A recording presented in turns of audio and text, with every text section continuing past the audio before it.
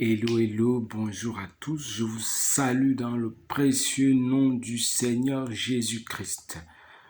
Bienvenue une fois de plus à notre moment, un moment particulier pour partager l'évangile, pour partager la parole de Dieu, pour t'édifier. C'est très important. Et nous sommes depuis un moment, depuis des jours, en train de parler de Dieu doit guérir notre pays. Dieu doit guérir notre pays. Nous sommes à la 3e séance aujourd'hui et que l'honneur et la gloire reviennent à notre Dieu. Dieu doit guérir notre pays. Nous sommes dans la volonté de voir notre pays être guéri. Particulièrement le Cameroun doit être guéri et de surcroît les autres nations, là où il y a des problèmes, là où il y a des troubles, nous voulons aussi la guérison pour ces différents lieux. Et nous avons parlé la dernière fois de l'humilité. Et nous allons lire, pourquoi nous avons parlé de l'humilité, nous allons lire la parole de Dieu, mais avant ça, nous allons prier. Éternel Dieu, nous te bénissons pour ce moment particulier que nous voulons passer en ta présence. Nous avons besoin, ô Dieu Tout-Puissant, que tu puisses intervenir de manière forte et puissante, passant ce moment-ci, que nous puissions le passer dans ta conduite et dans ta sagesse, dans également ton intelligence, et que tout puisse se passer comme toi tu le veux. Nous venons contre tout esprit qui s'élève et qui lutte contre ta parole, contre toi, le véritable Dieu, et contre ton nom Jésus-Christ. Que cet esprit soit banni maintenant, soit anéanti, qu'il soit lié, enchaîné, jeté dans les abîmes au nom de Jésus-Christ de Nazareth. Nous sommes en train de parler du sujet « Dieu doit guérir notre pays ».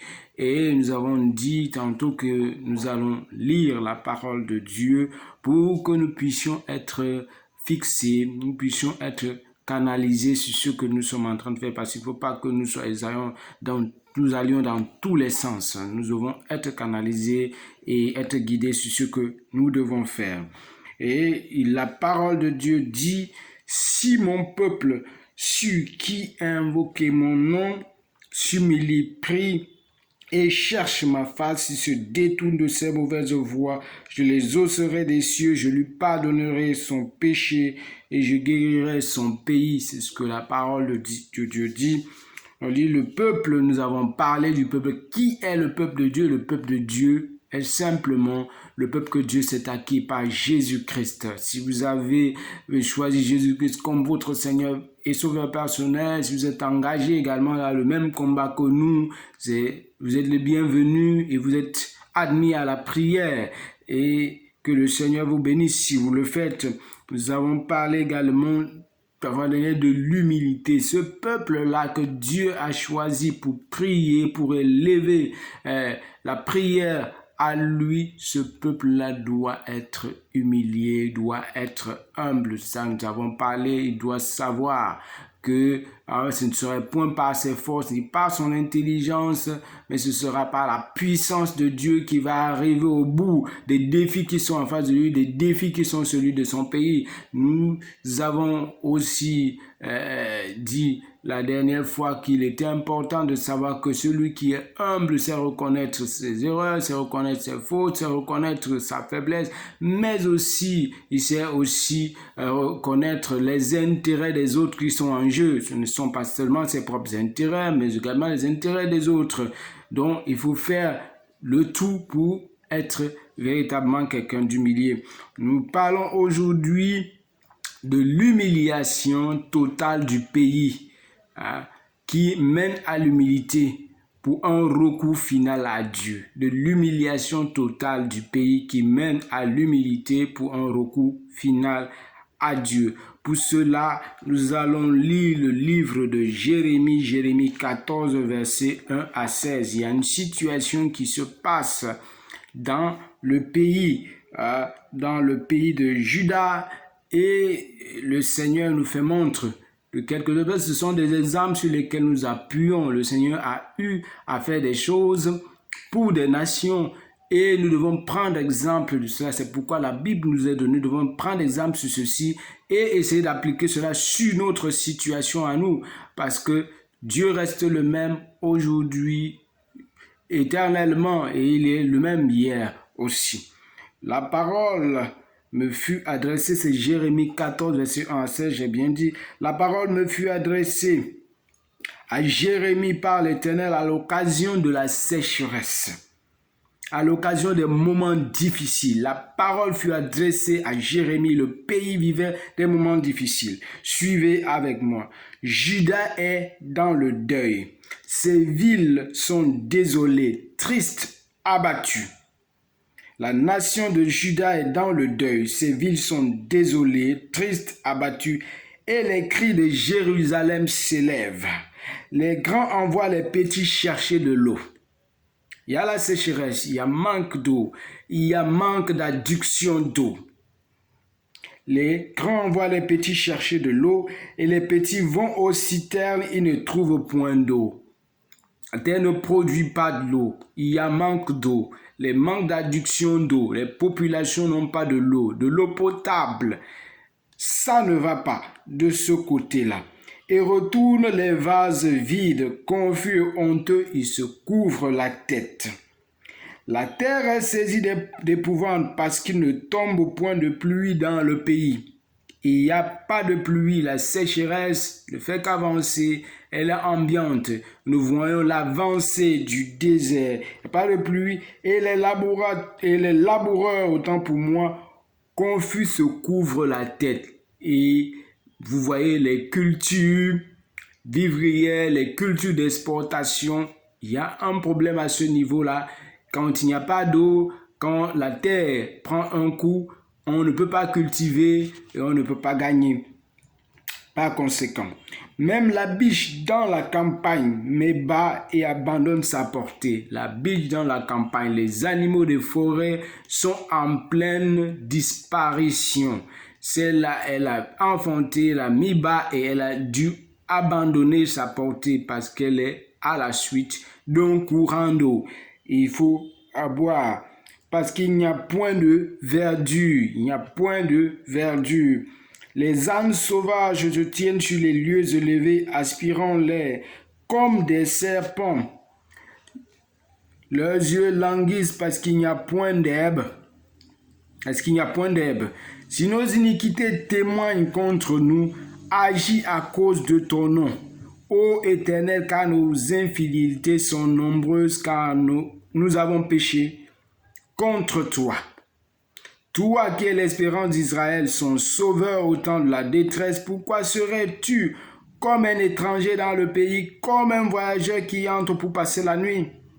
Pourquoi serais-tu comme un homme stupéfait, comme un héros incapable de nous secourir?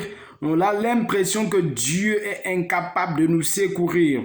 On a l'impression que il est incapable de nous secourir parce que le mal devient ambiant, parce que de fur et à mesure, la sécheresse prend de l'ampleur au fur et à mesure. Les difficultés sont là, on arrive à manger à sa faim. On a l'impression que Dieu nous a abandonnés. Pourquoi serais-tu comme un homme supérieur? J'ai déjà lu au milieu de nous. Et ô Éternel, ton nom est invoqué sur nous, ne nous abandonne pas. Voici ce que l'Éternel dit de ce peuple. Ils aiment accourir ça et là, ils ne savent retenir leurs pieds. L'Éternel n'a point d'attachement pour eux. Il se souvient maintenant de leurs crimes et il les châtie de leurs péchés. Dieu n'est pas content de notre pays. Si ça va mal, c'est parce qu'il n'est pas content de notre pays. Il est au milieu de nous comme un voyageur. Il est au milieu de nous comme un héros qui a perdu sa force. Il n'est point content de nous. Nous devons avoir cela en esprit. Et l'Éternel me dit, n'intercède pas en faveur de ce peuple. Voilà pourquoi tous ces moments, les moments qu'on appelle les moments d'intercession, ces moments où on réunit tout le monde, on réunit les satanistes, on réunit tous ces genres de personnes pour pouvoir prier pour le peuple, ça ne marche pas. Ça ne marche pas. Dieu a dit que le peuple de Dieu doit être réuni pour pouvoir prier pour la nation. Le peuple de Dieu ne se réunit pas pour prier pour la nation. Il se réunit dans leurs différentes divisions. Ça ne marche pas. Le peuple sur lequel le nom de l'Éternel est invoqué doit se mettre là pour pouvoir prier. Il doit aller loin de ses mauvaises voies. Il doit s'humilier. Il est important de s'humilier pour entrer dans la prière. Il n'intercède point en faveur de ce peuple-là. Cris vont monter, des cris vont aller ça et là. Dieu va feindre de fermer. Il est bien dit dans la parole de Dieu, je pense que ça doit être entre Ésaïe 57 et 58, que le bras de l'Éternel n'est point long, n'est point court pour sauver. Mais ce sont nos crimes qui montent jusqu'à lui. Les crimes du peuple sont nombreux. Et ce sont ces choses qui montent à lui. Et ça ferme l'oreille de l'Éternel. Il ne vaut point écouter les prières qui viennent de ces différents endroits. Les prières qui viennent de ces lieux. Vraiment un culte. Là où le mal est ambiant. Là où le mal est élevé. Il dit que si je n'écouterai point si sauf l'holocauste, si les offrandes, je les agréerai point, car je les détruis par l'épée, par la famine, par la peste. J'ai répondu, ah Seigneur, voici les prophètes leur disent, vous ne verrez point l'épée, vous n'aurez point la famine, et je vous donnerai dans ce lieu une paix assurée. Ça c'est... Et l'Éternel me dit, c'est le songe que prophétise, c'est le mensonge que prophétise à mon nom les prophètes. Je les ai point envoyés, je les ai point donné d'ordre, je leur ai point parlé. Ce sont des visions mensongères, des vaines prédictions, des tromperies de leur cœur qu'ils vous prophétisent. C'est pourquoi ainsi parle l'Éternel sur les prophètes qui prophétisent en sans que je les ai envoyés et qui disent il n'y aura dans ce pays ni épée ni famine, ces prophètes périront par l'épée et par la famine, et ceux à qui ils prophétisent seront étendus dans les rues de Jérusalem par la famine et par l'épée. Il n'y aura personne pour leur donner la sépulture, ni à eux, ni à leurs femmes, ni à leurs fils, ni à leurs filles. Je reprendrai sur eux la méchanceté. Ce que dit la parole de Dieu. Nous avons fini la lecture. Je voudrais vous dire, bien-aimés, que vous devez vous rappeler que cela fait depuis plus de 4 ans que le peuple camerounais est soumis à l'humiliation totale. Je ne sais pas ce qu'il en est de ton pays, toi qui m'écoutes et qui fais partie du peuple de Dieu acquis par Jésus-Christ et son sacrifice. Il est temps que cela arrive, ou il était temps que cela arrive, puisque nous nous sommes vantés d'être un peuple béni de Dieu à cause de la paix apparente au sein de nos populations. Nous étions tellement orgueilleux de notre position que nous n'avons pas considéré Dieu dans toute sa grandeur et sa faveur pour notre pays. On a continué dans nos malfaisances et autres. Nos politiques et nos hommes politiques se sont attribués ces prouesses et se reconnaissaient ses mérites. C'était à tort, ceci était à tort, car ce n'était point par leur force, ni par leur intelligence, ni par leur sagesse de gouvernance, mais c'était par l'Esprit de Dieu et son activité à cause de la présence de la prière des saints sur le territoire du Cameroun, ou sur ces différents territoires où les mêmes choses se sont appliquées. Ce n'était point parce que les populations vivent convenablement ensemble. Il n'y a qu'à voir la pauvreté ambiante. Tout ce que nous avons essayé de sortir de ces textes, ce sont les mêmes choses que nous vivons dans nos pays ou dans notre pays. C'est un leurre de penser donc que c'est parce que les populations vivent ensemble très bien, il n'y a point de problème. Et vous devez savoir que le tribalisme et le repli identitaire sont ancrés profondément dans les mœurs du peuple. Tout ceci, c'est pour démontrer que les populations ne vivent pas convenablement ensemble. Le vivre ensemble, c'est un leurre. Dans d'autres pays, on va parler de lutte des castes et bien d'autres qui viennent créer ou marquer les différences et clivages ethniques et même racistes parmi les populations et qui sont ethniques, même racistes parmi les populations de la même contrée, du même territoire, même du même lieu d'habitation. Le mérite de cette apparence de paix ou de bien-être ne leur revient donc pas. Eux qui ont oublié Dieu et ne le considèrent point. Il fallait donc que le pays soit plongé dans le chaos pour que les gens se souviennent de qui est Dieu. Dieu a donc permis cette situation d'humiliation totale dans toutes nos démarches. Il nous a laissé nous embourber, sans issue de dialogue ni de solution diplomatique pour que nous fassions recours finalement à lui. En réalité, sans humiliation, personne ne peut atteindre l'humilité et prétendre être humilié. Il ne peut donc par conséquent pas être admis à la prière. Et même, on ne peut pas, s'il n'est pas admis à la prière, il ne peut non plus recevoir le pardon. Parce que si quelqu'un ne peut pas reconnaître son erreur, si quelqu'un ne peut pas reconnaître son péché ni son crime, il ne doit pas avoir le pardon. On ne doit pas lui donner le pardon. Parce que celui qui doit recevoir le pardon doit savoir reconnaître sa faute. Il doit savoir reconnaître son crime. C'est très important. Sinon, il va reprendre son crime peu de temps après l'avoir commis. S'il ne sait pas reconnaître qu'en réalité, il était en faute. Il avait fallu que Dieu nous fasse passer par l'humiliation. Nous avons été humiliés. Ce que nous disions avant nous appartenait. On se vantait de cela. C'est zéro aujourd'hui. Et nous n'avons que nos yeux pour pleurer. Et alors Dieu nous a humiliés, nous a fait manger la poussière, nous a fait manger la boue pour que nous puissions avoir recours finalement à lui. Pour que Dieu puisse descendre et intervenir avec son armée puissante et débloquer le pays tout entier. Cessons donc ces accusations fondées ou non, où on va rester dans les débats au niveau des médias, on se met à accuser tel ou tel pour telle ou telle situation. Sachez que derrière cela se trouve aussi la main de Dieu, qui est en train de punir, qui punit à cause des fautes, à cause de tous les méfaits qui se passent au sein de la nation. Cessons notre entêtement, qui est celui de croire que notre seule porte de salut pour notre pays, notre nation, est le travail bien rémunéré des jeunes gens et la force de nos politiques de gouvernance. En excluant bien évidemment Dieu, se disant qu'il est l'opium du peuple, comme les gens m'ont dit. Ils parlent de religion comme le peuple, mais ils sont en train d'indexer en réalité Dieu comme l'opium du peuple.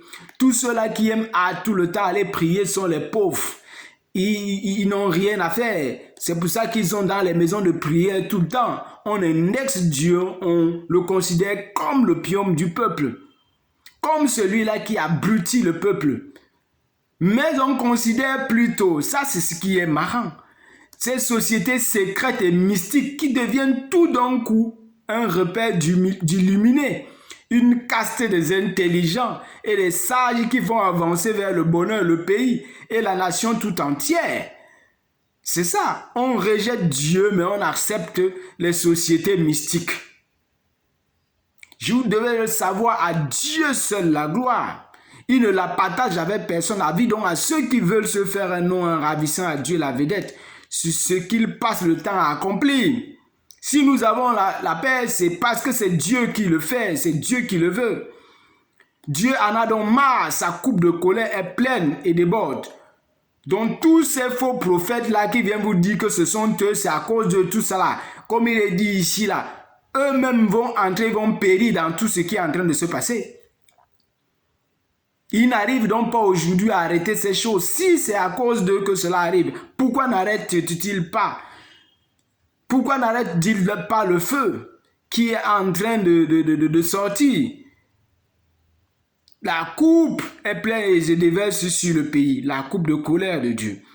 Soit nous revenons à Dieu humilié, tout petit, prêt à tout recommencer avec lui pour notre bien, soit nous continuons avec ces esprits séducteurs et leurs mensonges qui continuent d'attiser le feu de la colère de Dieu sur le pays et les divisions et mésententes parmi les populations.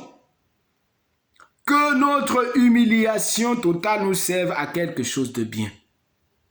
Dieu nous humilie pour que nous revenions à lui. Dieu nous humilie pour que nous puissions le considérer. Dieu nous humilie afin que nous n'ayons pas nos regards fixés sur ces menteurs, sur ceux-là qui viennent nous dire que ce sont eux qui sont les intelligents et les sages. Ce sont eux qui font du bien au pays, qui apportent toutes les richesses qui sont dans le pays. Que nous ne fixions pas nos regards sur ces personnes-là. Parce que ce sont des menteurs. Ces repères d'illuminés sont des repères de menteurs. Ces sociétés secrètes et mystiques dans lesquelles les grands dirigeants sont engagés, ce sont des sociétés de mensonges. C'est Dieu qui peut apporter l'abondance dans le pays. C'est lui qui peut apporter la paix. À volonté, c'est lui qui peut apporter toute bonne chose. La Bible dit que c'est la bénédiction qui vient de Dieu, c'est qui enrichit, ne se fait suivre d'aucun chagrin. Si Dieu nous donne, le chagrin ne va pas continuer dans le pays. Mais si le chagrin est là, malgré ce qu'il y a de bon, ça veut dire que ce n'est pas de Dieu. Il est temps que notre humiliation nous enseigne. Parce que Dieu a plongé le pays dans l'humiliation afin qu'un retour se fasse vers lui. Un recours se fasse vers Dieu. Il est important que nous puissions le savoir. Et sois béni, toi qui le sais, toi qui comprends ces choses et qui t'engages dans le même combat. Au nom tout-puissant de Jésus-Christ. Ô Seigneur, nous te prions afin que, en réalité, Seigneur, le peuple qui a été humilié jusqu'à aujourd'hui comprenne l'humiliation et recourt à toi. Parce que c'est ce que toi tu attends, ô Éternel, afin, Seigneur, ô Dieu, de débloquer tout le pays, afin de faire quelque chose pour le pays. Seigneur, nous te bénissons si ces choses descendent dans les cœurs et vraiment créent l'engouement. Et Seigneur, change les considérations des uns et des autres. Au nom tout-puissant de Jésus, nous avons prié. Amen. Shalom à toi qui écoutes et sois béni si tu mets en pratique. Dans le nom de Jésus, nous avons prié. Amen.